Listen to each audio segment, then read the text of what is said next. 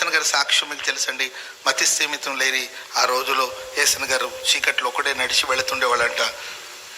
ఆకలిగా ఉండేది. వాళ్ళ ఇంట్లో సమృద్ధి ఉన్నప్పటికీ మైండ్ సరిలేక ఆయన వీధి వీధి పట్టుకుని తిరుగుతుండేవాళ్ళంట. ఒకసారి ఆయన ఎంగిలు ఇస్త్రీ ఎవరో పడేస్తుంటే వెళ్ళి ఆ అన్నం తింటుంటే ఒకవైపున కుక్క వచ్చి అదే ఇస్త్రీలో అన్నం తింటుందంట. ఇంకొక వైపున పంది వచ్చి దాంట్లోనే తింటుందంట.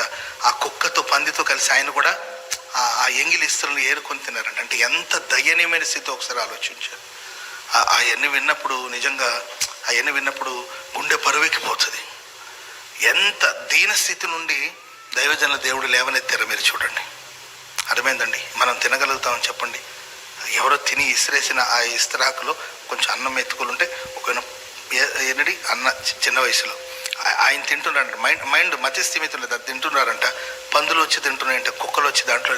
ఎంత దయనీయమైన కండిషన్లో ఉన్నారో మీరు ఆలోచించారు. అలాంటి దీనస్థితిలో ఉన్న యేసన్న గారి జీవితంలో ఒక ధృవతారగా దేవుడు ప్రత్యక్షమయ్యారండి. హల్లెలూయా. ఆ దీనస్థితి నుండి దేశం యొక్క ఉన్నత స్థలాల మీదకి దేవుడు ఎక్కించారు. చప్పట్లు కూడా మొదలు గట్టిగా. యేసన్న గారిని ప్రేమించిన దేవుడు మనల్ని ప్రేమిస్తున్నాడు. యేసన్న గారిని కరుణించిన దేవుడు మనల్ని కరుణిస్తున్నారు. యేసన్న గారిని లేవనెత్తిన దేవుడు నిన్ను నన్ను ఖచ్చితంగా లేవనెత్తుతారు. భూలోకంలో ఆశీర్వదించడమే కాదండి, మహిమ కలిగిన సింహాసనం దేవుడు మనల్ని చేరుస్తాడు.